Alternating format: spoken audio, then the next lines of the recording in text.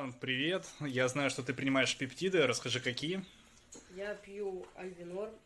Вот 2 дня назад буквально у меня был сильный кашель, прям очень сильный. Я 2 дня принимаю его уже, и кашель значительно ушел. Так, а помимо альвинорма, ты еще что-нибудь пьешь? Кристоген пью. Еще пил какие-то пептиды для... Глутен. Хамнутен еще пил. Вот. Ну все. Была температура, Да, температура была. быстро все прошло, за 2 дня практически выздоровел.